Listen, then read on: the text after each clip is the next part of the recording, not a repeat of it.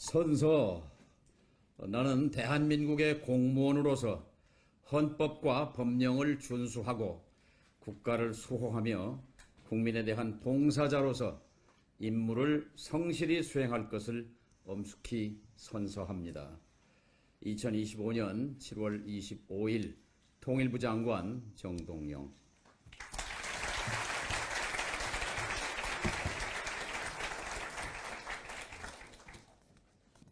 네, 이어서 장관님의 취임사가 있겠습니다. 20년 만에 여러분을 다시 만납니다. 10년이면 강산도 변한다고 했는데 강산이 2번 변할 시간이 지났습니다. 통일가족 여러분, 그동안 잘 지내셨습니까? 반갑습니다. 다시 한번 옆자리 우리 식구들에게 박수 한번 크게 보내주시기 바랍니다.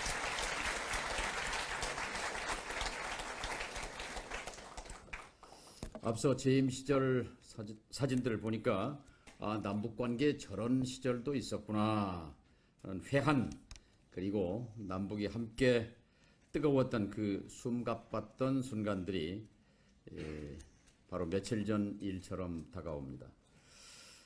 통일부를 떠나 있던 시간에도 항상 제 마음속 깊은 곳에는 항상 그 시절 그 현장이 자리 잡고 있었습니다. 잘 아시다시피 저는 전주가 지역구인 국회의원입니다. 하지만 통일부는 제 신념의 지역구입니다.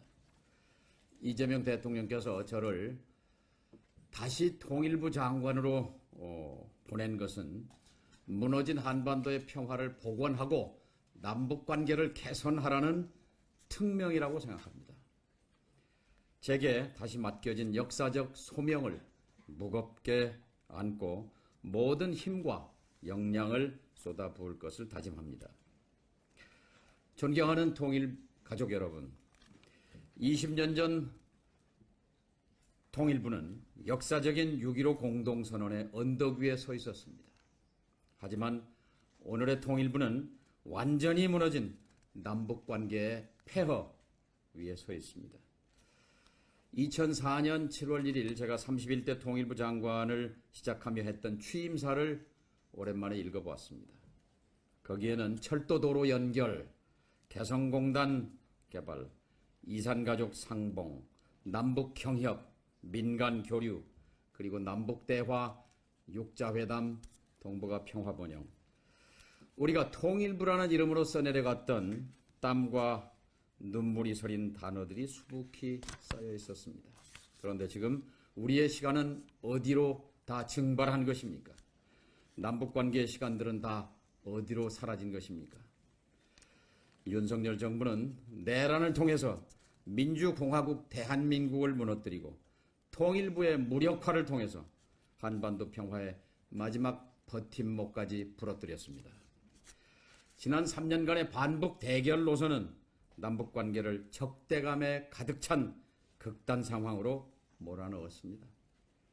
무너진 남북관계와 실종된 평화는 국민들의 일상을 불안하게 만들었고 우리 사회의 분열과 이념 갈등을 고조시켰습니다. 남북관계를 관리하고 한반도의 평화 공존을 이끌어야 할 통일부 조직은 축소됐고 역할과 기능은 왜곡됐습니다. 남북관계를 복원하고자 하는 우리 스스로의 의지와 능력마저 퇴색되었습니다. 이제 한반도 평화와 남북관계의 복원, 이를 위한 통일부 정상화는 시대적 과제가 됐습니다. 사랑하는 통일부 가족 여러분, 저는 오늘 첫 일정으로 판문점을 다녀왔습니다. 통일가족을 대표해서 분단의 아픔이 고스란히 남아있는 판문점을 다녀왔습니다. 대답이 없는 남북 전화기를 들고 벨을 길게 3차례 눌렀습니다. 손이 끊어진 것인지 벨이 울려도 받지 않는 것인지 전화는 먹통이었습니다. 긴장과 적막과 침묵으로 가득한 DMZ를 귀국하고 판문점에서 서울로 돌아오는 차 안에서 저는 다시 한번 무거운 마음으로 분단국가의 통일부 장관으로서 긴 전쟁을 끝내고 한반도의 평화체제를 시작해야 할 역사적 소명을 마음속으로 다짐했습니다. 이제 정책의 대전환을 통해서 실종된 평화를 회복하고 무너진 남북관계를 일으켜 세워야 합니다. 첫째, 남북 간 평화 공존입니다. 평화가 전부는 아니나 평화 없이는 아무것도 아니다는 브란트 수상의 말을 다시 새깁니다. 지금은 평화의 시간이어야 합니다. 평화가 경제이고 민생이며 안보와 생존의 토대입니다. 빛의 혁명으로 탄생한 국민주권정부의 첫 통일부 장관으로서 평화를 만들고 지켜온 민주정부의 역사를 정확하게 계승하겠습니다. 또한 지금은 공존의 시간입니다. 상호 적대가 아닌 상호 공존을 위한 가장 현실적이고 가장 실용적인 방안을 찾아야 합니다. 이를 위해서 남북 간 끊어진 연락 채널을 신속히 복구해야 합니다. 작은 소통에서 시작해 큰 대화로 이어나가야 합니다. 국민 여러분께도 호소드립니다.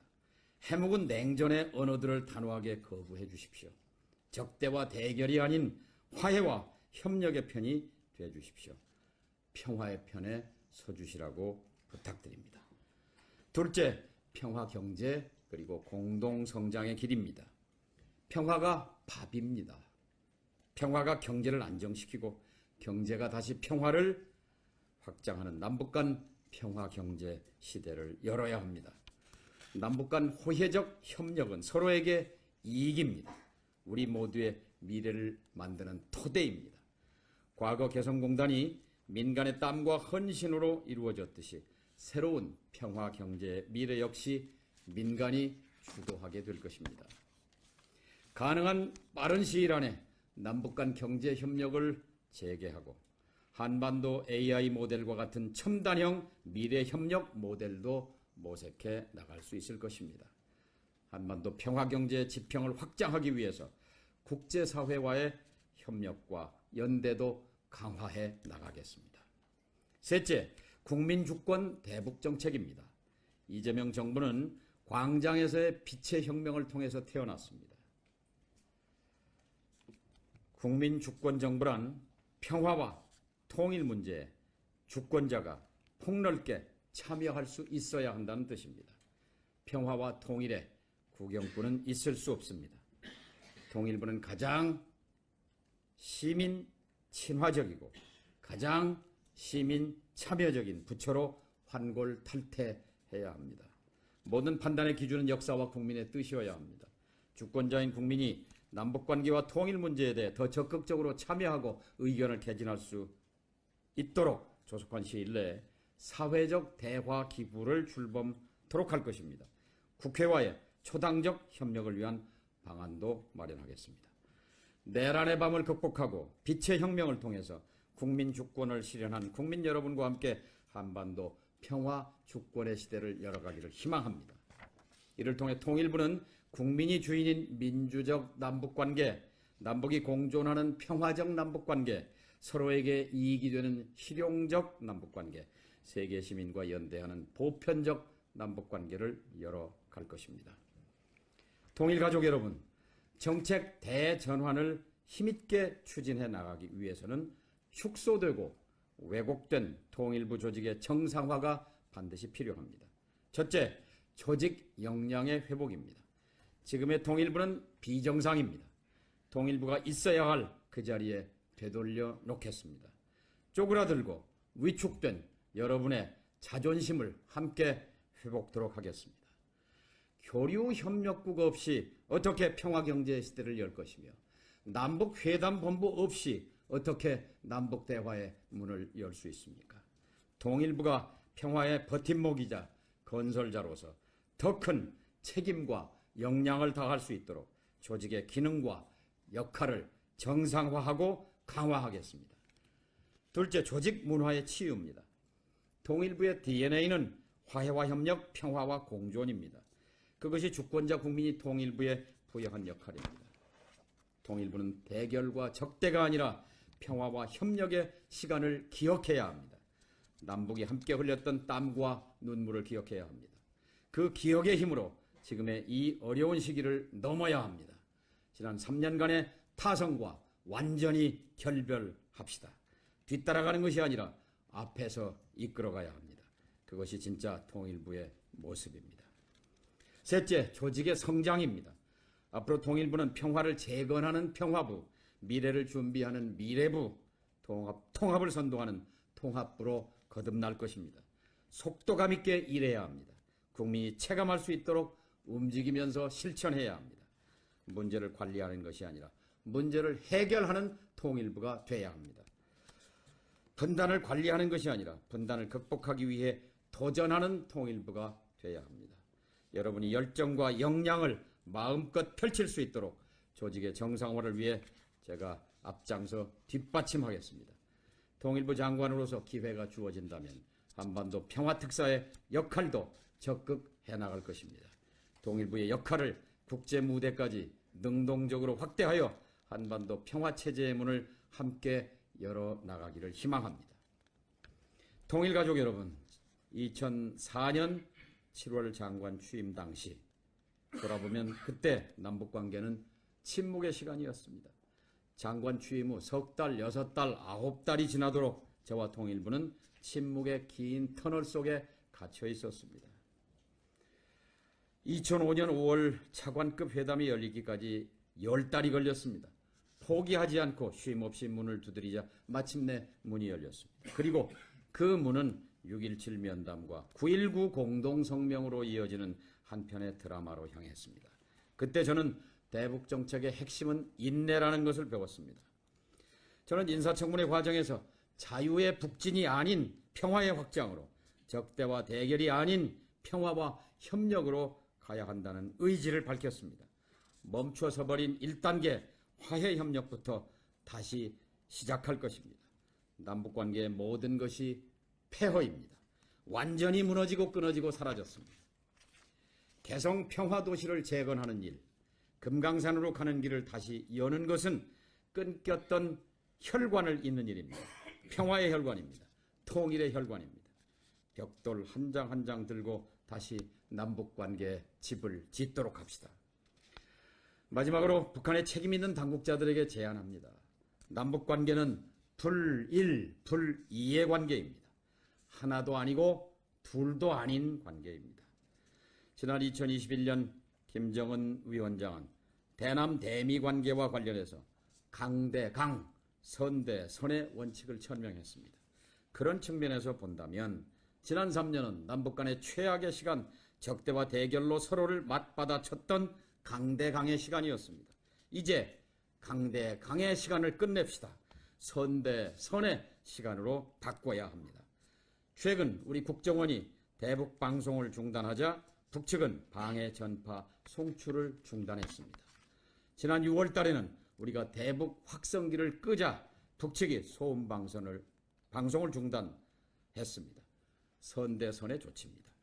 냉전의 유물이었던 대북 심리전 방송, 확성기 방송을 중단한 것이 신뢰 회복의 첫 신호였듯이 앞으로 남과 북은 무너진 신뢰를 하나씩 쌓아갈 것입니다. 서로 군사적 긴장 완화를 위해서 노력하다 보면 다시 머리를 맞대고 대화를 시작할 날도 올 것입니다. 6년은 너무 길었습니다. 일체의 대화가 중단된 6년은 남과 북 모두에게 피해와 후퇴를 안겨준 어리석은 시간이었습니다. 적대와 대결의 시간을 뒤로하고 다시 화해와 협력의 시대를 열어갑시다. 1991년 보수정부 아래서 맺었던 기본 합의서에서 약속한 대로 남과 북은 서로 상대방의 체제를 인정하고 존중하는 바탕 위에서 평화 공존의 시대를 새롭게 열어가야 합니다. 2000년 6.15 공동선언과 14선언, 그리고 4.27 판문점 선언과 9.19 평양 공동선언의 정신으로 되돌아가야 합니다. 엉킨 실타래를 풀되 푸는 데서 그치지 않고 함께 옷 한 벌을 지어 입읍시다. 이것은 5000년 역사의 명령이고 현재 의지이고 미래를 후대들에게 떠넘기지 않아야 할 도리입니다. 엉킨 실타래를 풀면 한 벌 옷이 됩니다. 올해 12월 26일은 시인 김소월이 진달래꽃을 펴낸 지 꼭 100년이 되는 날입니다. 이런 경사를 남과 북이 함께 누려야 되지 않겠습니까? 진달래꽃 100년 공동 행사를 같이 할 수 있다면 얼마나 좋은 일이겠습니까? 존경하고 사랑하는 통일가족 여러분, 우리에게는 금단의 선을 넘어 역사를 만들었던 기억이 있습니다. 인내심을 갖고 저 멀리 아른거리는 평화를 향해 나아갑시다. 용기를 갖고 우리 앞에 놓인 장애물들을 넘어섭시다. 오늘 저와 여러분의 만남은 단순한 재회가 아닙니다. 새로운 시작을 향한 첫 출발선입니다. 오늘부터 다시 시작합시다. 여러분을 믿고 제가 앞장서겠습니다. 감사합니다.